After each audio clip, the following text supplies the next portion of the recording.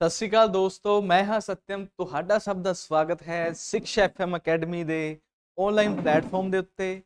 ਠੀਕ ਹੈ ਜੀ, ਤੁਹਾਨੂੰ ਜਿਵੇਂ ਕਿ ਪਤਾ ਹੀ ਹੈ, ਸਾਡੀ ਅਕੈਡਮੀ ਤੁਹਾਡੇ ਲਈ ਬਹੁਤ ਸੋਹਣੇ ਆਫਰਸ ਵੀ ਲੈ ਕੇ ਆਉਂਦੀ ਹੈ ਤੇ ਨਾਲ ਹੀ ਬਹੁਤ ਸੋਹਣਾ ਕੰਟੈਂਟ ਤੁਹਾਨੂੰ ਦੇਵਾਂਗੇ। ਠੀਕ ਹੈ ਜੀ, ਪਰ ਉਸ ਤੋਂ ਪਹਿਲਾਂ ਅੱਜ ਅਸੀਂ ਕਿਹਦੇ ਬਾਰੇ ਪੜਾਂਗੇ? EVS ਬਾਰੇ ਪੜਾਂਗੇ। ਠੀਕ ਹੈ ਜੀ, EVS ਦੇ ਵਿੱਚ ਲੇਅਰਸ ਆਫ ਐਟਮੋਸਫੇਅਰ ਮਤਲਬ ਵਾਯੂਮੰਡਲ ਜੋ ਹੈ ਉਸ ਦੀਆਂ ਪਰਤਾਂ ਬਾਰੇ ਜਾਣਕਾਰੀ ਲਵਾਂਗੇ। ਮੇਰੇ ਖਿਆਲ ਇਸ ਤੋਂ ਬਾਅਦ ਤੁਹਾਨੂੰ ਵਾਯੂਮੰਡਲ ਬਾਰੇ ਪੜ੍ਹਨ ਦੀ ਜ਼ਰੂਰਤ ਨਹੀਂ ਪਏਗੀ। ਠੀਕ ਹੈ, ਇਸ ਚੀਜ਼ ਨੂੰ ਧਿਆਨ ਦੇ ਲਿਓ। ਠੀਕ ਹੈ ਜੀ, ਤਾਂ ਅਗਰ ਇਸ ਚੈਨਲ ਤੇ ਨਵੇਂ ਹੋ ਤਾਂ ਪਹਿਲਾਂ ਕੀ ਕਰ ਲਓ, ਚੈਨਲ ਨੂੰ ਸਬਸਕ੍ਰਾਈਬ। ਪੁਰਾਣੇ ਹੋ ਤਾਂ ਬਈ ਆਲਸ ਨਾ ਕਰਿਆ ਕਰੋ, ਕਰ ਲਿਆ ਕਰੋ ਸਬਸਕ੍ਰਾਈਬ। ਠੀਕ ਹੈ ਜੀ, ਤੇ ਨਾਲ ਹੀ ਬੈਲ ਆਈਕਨ ਨੂੰ ਵੀ ਪ੍ਰੈਸ ਕਰ ਲਿਓ ਤਾਂ ਕਿ ਤੁਹਾਡੇ ਕੋਲ ਸਾਡੀਆਂ ਲੇਟੈਸਟ ਵੀਡੀਓ ਦੀਆਂ ਨੋਟੀਫਿਕੇਸ਼ਨਸ ਆਉਂਦੀਆਂ ਰਹਿਣ ਤੇ ਅਸੀਂ ਜੁੜੇ ਰਹੀਏ। ਠੀਕ ਹੈ ਜੀ, ਤੇ ਆਓ ਸ਼ੁਰੂ ਕਰਦੇ ਹਾਂ ਅਸੀਂ। ਠੀਕ ਹੈ ਜੀ, ਤਾਂ ਦੇਖਦੇ ਹਾਂ ਲੇਅਰਸ ਆਫ ਐਟਮੋਸਫੇਅਰ ਦੇ ਵਿੱਚ ਕੀ ਹੈ ਸਾਡੇ ਕੋਲ। ਤੇ ਲੇਅਰਸ ਆਫ ਐਟਮੋਸਫੇਅਰ ਦਾ ਮਤਲਬ ਕੀ ਹੈ? ਵਾਯੂਮੰਡਲ ਦੀਆਂ ਪਰਤਾਂ। ਇਹਦੇ ਬਾਰੇ ਪੜਾਂਗੇ, ਵਾਯੂਮੰਡਲ ਦੀਆਂ ਪਰਤਾਂ ਬਾਰੇ ਪੜਾਂਗੇ ਅਸੀਂ। ਠੀਕ ਹੈ ਜੀ, ਤਾਂ ਵਾਯੂਮੰਡਲ ਦੀਆਂ ਪਰਤਾਂ ਜਿਵੇਂ ਕਿ ਤੁਹਾਨੂੰ ਦਿਖ ਰਿਹਾ ਹੈ ਇੱਥੇ। ਠੀਕ ਹੈ ਜੀ, ਵਾਯੂਮੰਡਲ ਦੀਆਂ ਪਰਤਾਂ ਤੁਹਾਨੂੰ ਦਿਖ ਰਹੀਆਂ ਹੋਣਗੀਆਂ। ਤਾਂ ਦੇਖੋ ਕਿਹੜੀਆਂ ਕਿਹੜੀਆਂ ਪਰਤਾਂ ਨੇ। ਸਭ ਤੋਂ ਪਹਿਲੀ ਪਰਤ ਕਿਹੜੀ ਹੈ ਤੁਹਾਡੇ ਕੋਲ? ਟ੍ਰੋਪੋਸਫੀਅਰ। ਕਿਹੜੀ ਹੈ ਜੀ? ਟ੍ਰੋਪੋਸਫੀਅਰ। ਇੱਥੇ ਲਿਖ ਦਿੰਦਾ ਹਾਂ, ਟ੍ਰੋਪੋਸਫੀਅਰ। ਠੀਕ ਹੈ, ਟ੍ਰੋਪੋਸਫੀਅਰ। ਦੂਜੀ ਪਰਤ ਕਿਹੜੀ ਹੈ? ਸਟ੍ਰੈਟੋਸਫੀਅਰ। ਸਟ੍ਰੈਟੋਸਫੀਅਰ। ਠੀਕ ਹੈ ਜੀ, ਸਟ੍ਰੈਟੋਸਫੀਅਰ ਹੈ ਦੂਜੀ ਪਰਤ। ਤੀਜੀ ਪਰਤ ਦਾ ਕੀ ਨਾਮ ਹੈ? ਤਾਂ ਦੇਖੋ ਮੀਜ਼ੋਸਫੀਅਰ। ਮੀਜ਼ੋਸਫੀਅਰ। ਚੌਥੀ ਪਰਤ ਦਾ ਕੀ ਨਾਮ ਹੈ? ਤਾਂ ਦੇਖੋ ਥਰਮੋਸਫੀਅਰ। ਥਰਮੋਸਫੀਅਰ। ਠੀਕ ਹੈ ਜੀ, ਚੌਥੀ ਦਾ ਕੀ ਨਾਮ ਹੈ? ਹੋ ਗਿਆ ਥਰਮੋਸਫੀਅਰ। ਪੰਜਵੀਂ ਦਾ ਕੀ ਨਾਮ ਹੈ? ਐਗਜ਼ੋਸਫੀਅਰ। ਕੀ ਨਾਮ ਹੈ? ਐਗਜ਼ੋਸਫੀਅਰ। ਆ ਸਾਡੀਆਂ ਕਿੰਨੀਆਂ ਪਰਤਾਂ ਹੋ ਗਈਆਂ? 5 ਪਰਤਾਂ ਹਨ ਵਾਯੂਮੰਡਲ ਦੀਆਂ। ਕਿਹੜੀਆਂ ਕਿਹੜੀਆਂ? ਠੀਕ ਹੈ ਜੀ, ਤਾਂ ਦੇਖੋ ਟ੍ਰੋਪੋਸਫੀਅਰ, ਸਟ੍ਰੈਟੋਸਫੀਅਰ, ਮੀਜ਼ੋਸਫੀਅਰ, ਥਰਮੋਸਫੀਅਰ ਤੇ ਐਗਜ਼ੋਸਫੀਅਰ। ਠੀਕ ਹੈ ਜੀ, ਇਹ ਬਹੁਤ ਹੀ ਸ਼ਾਨਦਾਰ ਤਰੀਕੇ ਨਾਲ ਆਪਾਂ ਕਰਾਂਗੇ ਇਹਨਾਂ ਸਾਰੀਆਂ ਲੇਅਰਸ ਨੂੰ। ਠੀਕ ਹੈ ਜੀ, ਇਹਨਾਂ ਦੇ ਵਿੱਚ ਕੀ ਕੀ ਹੁੰਦਾ ਹੈ। ਪਹਿਲੀ ਗੱਲ ਤਾਂ ਕਈ ਬੱਚਿਆਂ ਨੂੰ ਨਾ ਯਾਦ ਨਹੀਂ ਰਹਿੰਦਾ ਕਿ ਕਿਹੜੀਆਂ ਕਿਹੜੀਆਂ ਲੇਅਰਸ ਨੇ, ਤਾਂ ਤੁਹਾਨੂੰ ਯਾਦ ਕਰਨ ਦਾ ਤਰੀਕਾ ਮੈਂ ਦੱਸਦਾ ਹਾਂ ਕੀ ਹੈ। ਠੀਕ ਹੈ ਜੀ, ਤਾਂ ਦੇਖੋ ਤੁਸੀਂ ਕਰਨਾ ਕੀ ਹੈ ਇਹਨਾਂ ਨੂੰ ਯਾਦ ਕਰਨ ਲਈ। ਠੀਕ ਹੈ ਜੀ, ਤੇ ਕੀ ਕਰੋਗੇ? ਇਸ ਦਾ ਪਹਿਲਾ T, ਇਸ ਦਾ S, ਇਸ ਦਾ M। ਇਹ ਕੀ ਚੁੱਕ ਲਓ? TSM। ਕੀ ਹੈ ਇਹ? TSM। ਠੀਕ ਹੈ ਜੀ, TSM। ਇੰਨਾ ਇੰਨਾ ਹੋ ਗਿਆ, 3 ਪਰਤਾਂ ਪਹਿਲੀਆਂ ਹੋ ਗਈਆਂ। ਠੀਕ ਹੈ ਜੀ, ਫਿਰ ਇਸ ਤੋਂ ਬਾਅਦ ਕਿਹੜੀ ਹੈ? TH ਤੇ EX।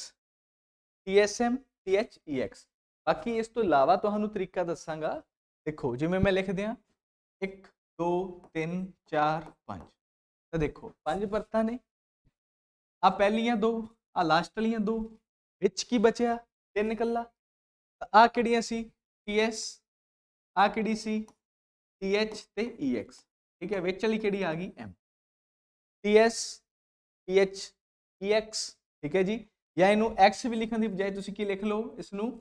ਤਾਂ ਦੇਖੋ ਕੀ ਲਿਖ ਸਕਦੇ ਹੋ? ਕੱਲਾ E ਲਿਖ ਲਓ। ਆ ਕੀ ਬਣ ਜਾਏਗਾ? ਦਾ। THE the. ਇੰਗਲਿਸ਼ 'ਚ ਕੀ ਹੁੰਦਾ ਹੈ? ਦਾ।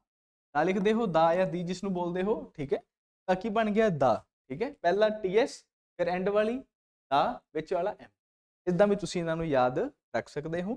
ਠੀਕ ਹੈ ਜੀ, ਹੁਣ ਆਪਾਂ ਸ਼ੁਰੂ ਕਰਾਂਗੇ ਇਹਨਾਂ ਨੂੰ। ਠੀਕ, ਤਾਂ ਦੇਖੋ ਸ਼ੁਰੂ ਕਰਨ ਲਈ ਅਸੀਂ ਕੀ ਕਰਦੇ ਹਾਂ? ਸਭ ਤੋਂ ਪਹਿਲਾਂ ਅਸੀਂ ਪੜਾਂਗੇ ਟ੍ਰੋਪੋਸਫੀਅਰ ਬਾਰੇ। ਟ੍ਰੋਪੋਸਫੀਅਰ ਕਿਹੜਾ ਸਫੀਅਰ ਹੈ? ਤਾਂ ਦੇਖੋ ਜਿੱਥੇ ਅਸੀਂ ਰਹਿੰਦੇ ਹਾਂ। ਤਾਂ ਦੇਖੋ ਇੱਥੇ ਮੈਂ ਬਣਾ ਦਿੰਦਾ ਹਾਂ। ਇੱਥੇ ਕੀ ਹੈ? ਸਾਡੇ ਲੇਅਰਸ ਨੇ। ਠੀਕ ਹੈ ਜੀ, ਇੱਥੇ ਦੇਖੋ ਪਹਿਲੀ ਕਿਹੜੀ ਲੇਅਰ ਆ ਗਈ ਸਾਡੇ ਕੋਲ? ਟ੍ਰੋਪੋਸਫੀਅਰ। ਕਿਹੜੀ ਆ ਗਈ? ਟ੍ਰੋਪੋਸਫੀਅਰ। ਟ੍ਰੋਪੋਸਫੀਅਰ ਆ ਗਈ ਜੀ। ਠੀਕ ਹੈ ਜੀ, ਤੇ ਟ੍ਰੋਪੋਸਫੀਅਰ ਦੇ ਵਿੱਚ ਕੀ ਕੀ ਹੋਏਗਾ ਉਹ ਆਪਾਂ ਸਾਰਾ ਦੇਖਾਂਗੇ।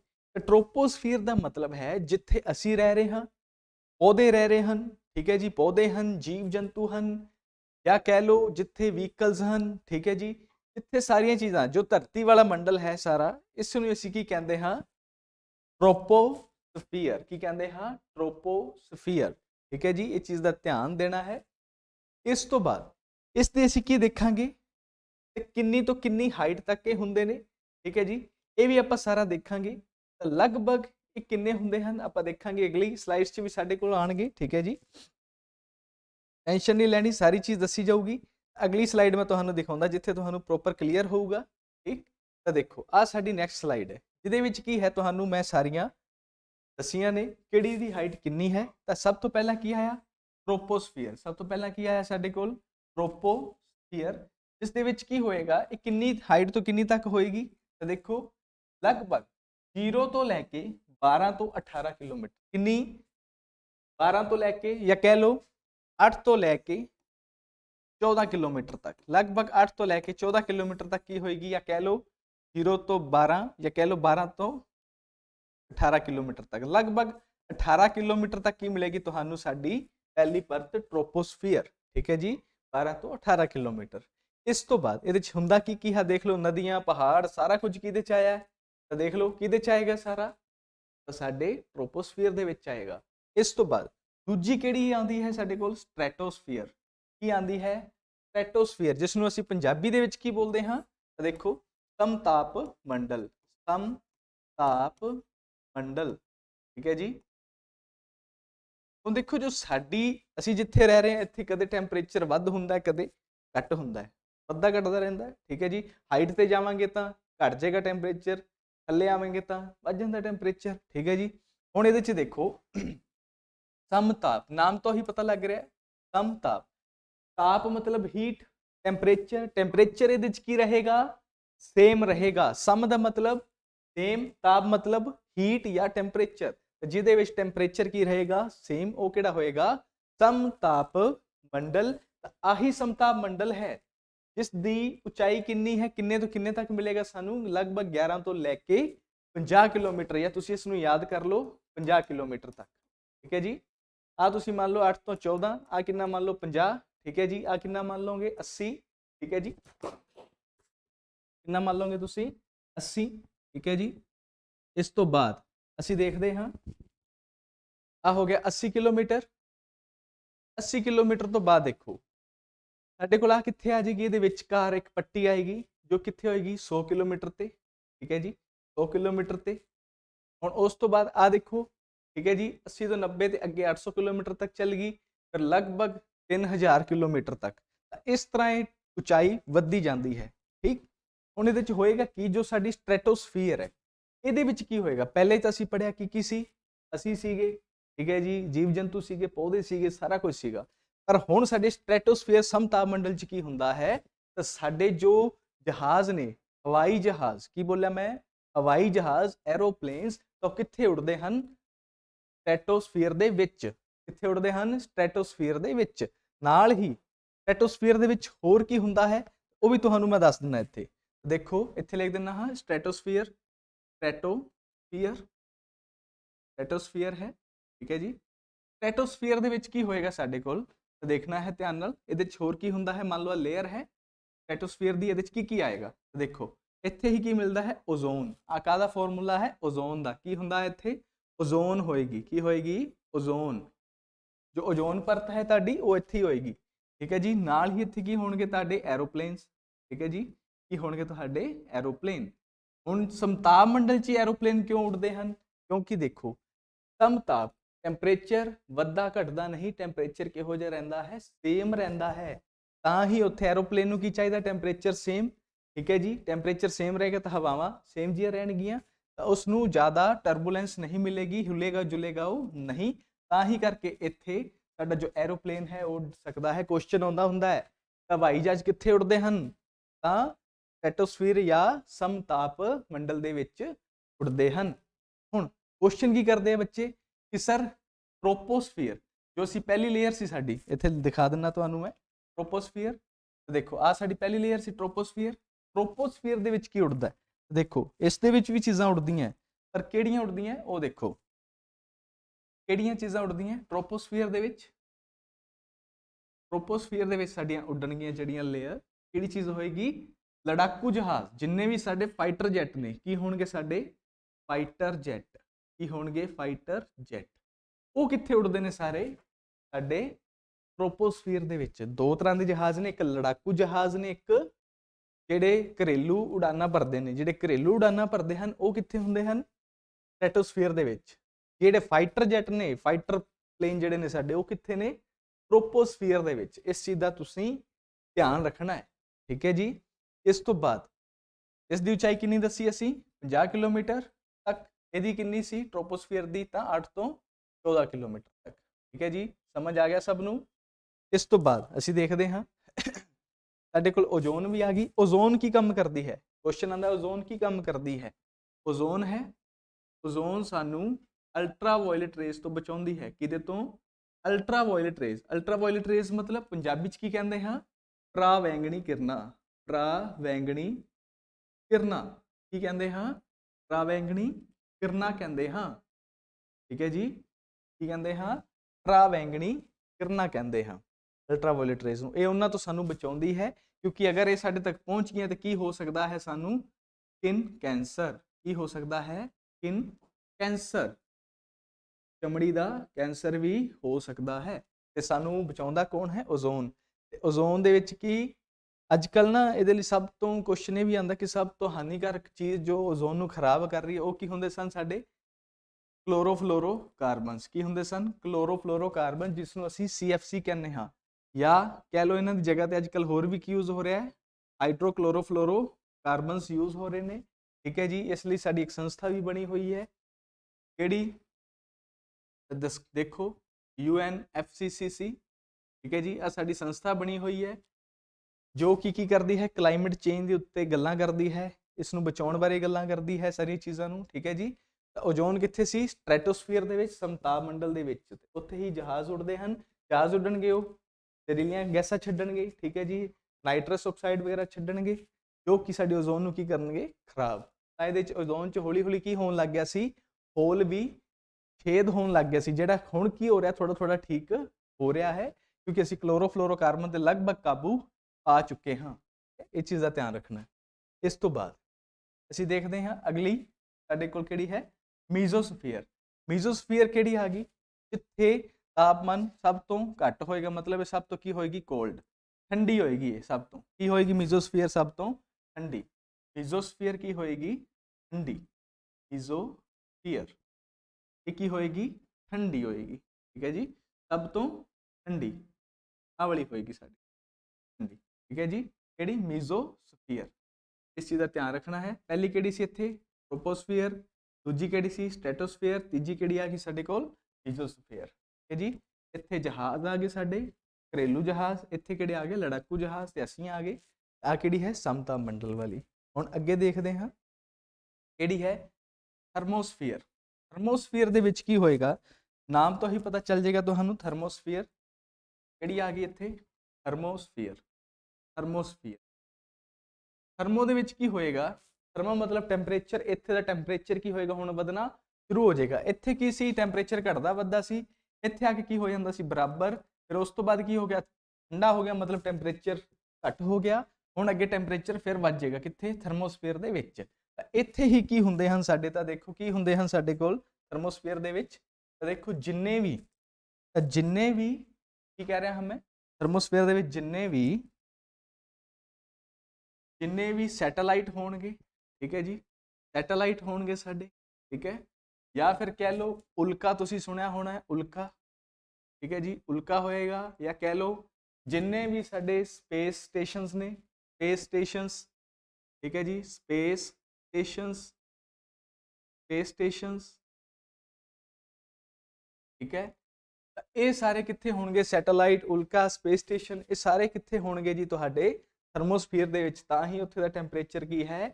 ਜ਼ਿਆਦਾ ਹੈ। ਇਹ ਚੀਜ਼ ਦਾ ਧਿਆਨ ਰੱਖਣਾ ਹੈ, ਠੀਕ ਹੈ। ਇਸ ਤੋਂ ਬਾਅਦ ਅਗਲੀ ਕਿਹੜੀ ਹੁੰਦੀ ਹੈ ਸਾਡੀ? ਦੇਖੋ ਕਿਹੜੀ ਹੁੰਦੀ ਹੈ? ਐਗਜ਼ੋਸਫੀਅਰ।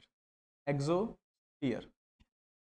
ਹੁਣ ਦੇਖੋ ਥਰਮੋਸਫੀਅਰ 'ਚ ਕੀ ਹੁੰਦਾ ਹੈ? ਸਾਡੇ ਕੋਲ ਹਾਨੀਕਾਰਕ ਰੇਜ਼ ਹੁੰਦੀਆਂ ਨੇ, ਹਾਨੀਕਾਰਕ ਕਿਰਨਾਂ ਹੁੰਦੀਆਂ ਨੇ। ਕਿਹੜੀਆਂ ਕਿਰਨਾਂ ਹੁੰਦੀਆਂ ਨੇ?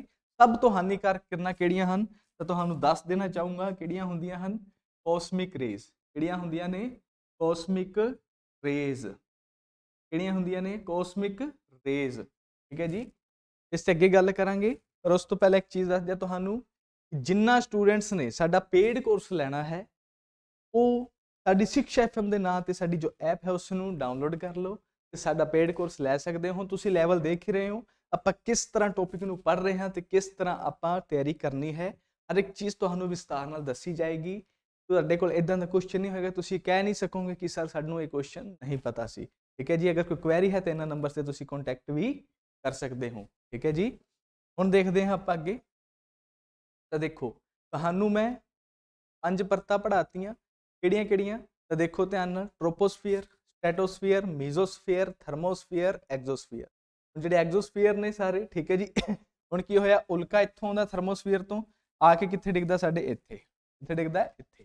ਠੀਕ ਹੈ ਜੀ, ਮੈਂ ਤੁਹਾਨੂੰ ਦੱਸਿਆ ਥਰਮੋਸਫੀਅਰ ਦੇ ਵਿੱਚ ਸਭ ਤੋਂ ਹਾਨੀਕਾਰਕ ਕਿਰਨਾਂ ਕਿਹੜੀਆਂ ਨੇ, ਉਹ ਵੀ ਤੁਸੀਂ ਦੱਸ ਸਕਦੇ ਹੋ। ਹੁਣ ਕਿਹੜੀਆਂ ਨੇ? ਤਾਂ ਦੇਖੋ ਕੋਸਮਿਕ ਰੇਜ਼ ਉਹਨਾਂ ਨੂੰ ਬੋਲਦੇ ਹਾਂ। ਕੀ ਬੋਲਦੇ ਹਾਂ? ਕੋਸਮਿਕ ਰੇਜ਼ ਸਭ ਤੋਂ ਜ਼ਿਆਦਾ ਹਾਨੀਕਾਰਕ ਕਿਰਨਾਂ ਹਨ ਇਸ ਸਮੇਂ ਦੇ ਵਿੱਚ। ਇਸ ਚੀਜ਼ ਦਾ ਤੁਸੀਂ ਬੇਹੱਦ ਸਹੀ ਤਰੀਕੇ ਨਾਲ ਧਿਆਨ ਰੱਖਣਾ ਹੈ।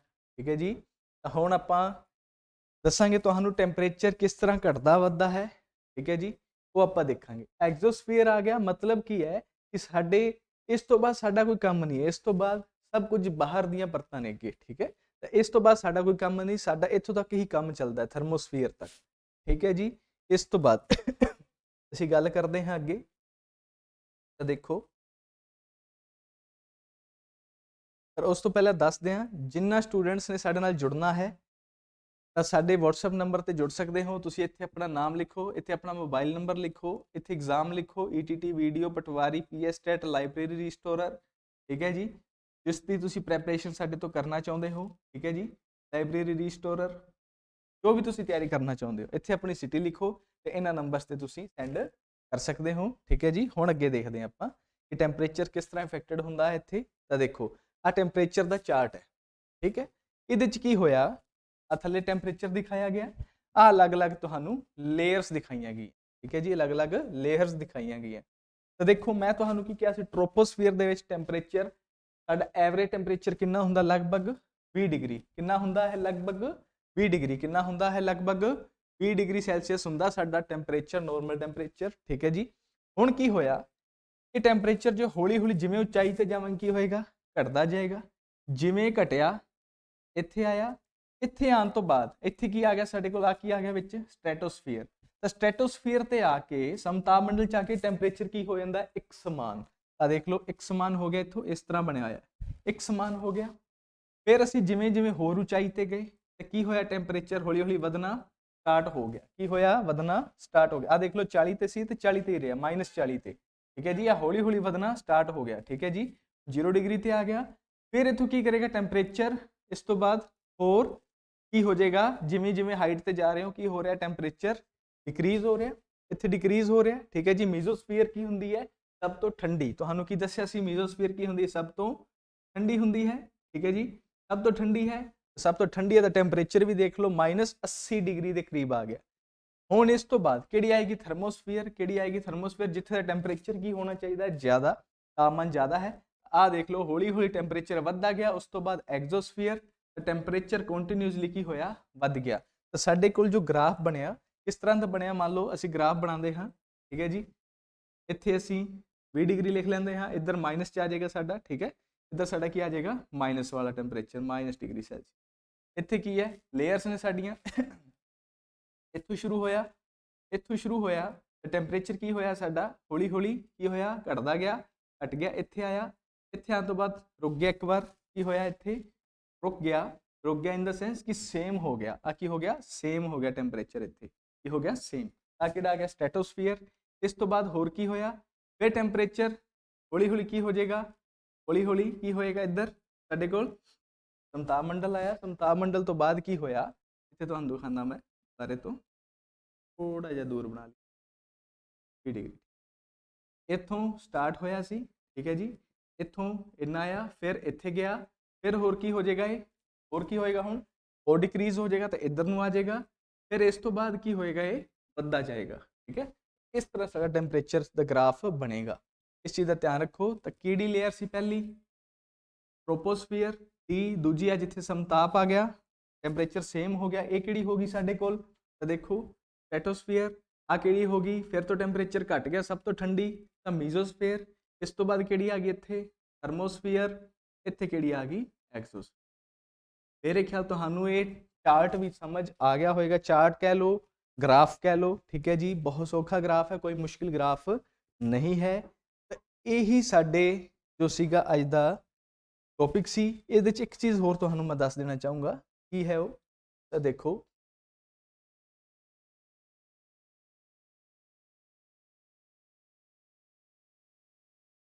ਜਿਵੇਂ ਮੰਨ ਲਓ ਸਾਡੇ ਕੋਲ ਕੀ ਹੈ,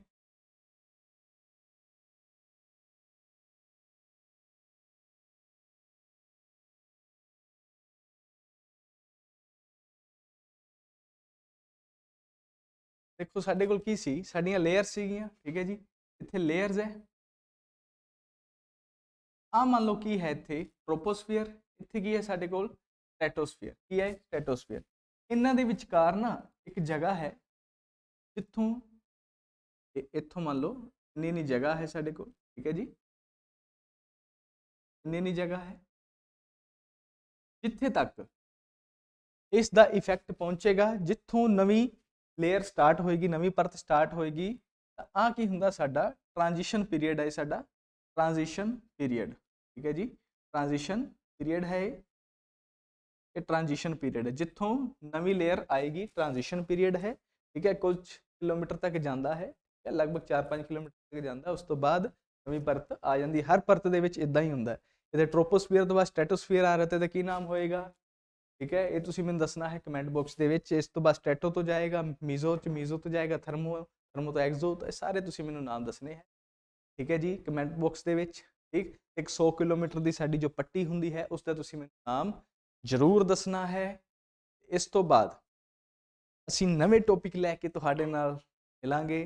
ਤਦ ਤੱਕ ਤੁਸੀਂ ਮੈਨੂੰ ਦੱਸਣਾ ਹੈ ਤੁਹਾਨੂੰ ਵੀਡੀਓ ਕਿੱਦਾਂ ਲੱਗੀ।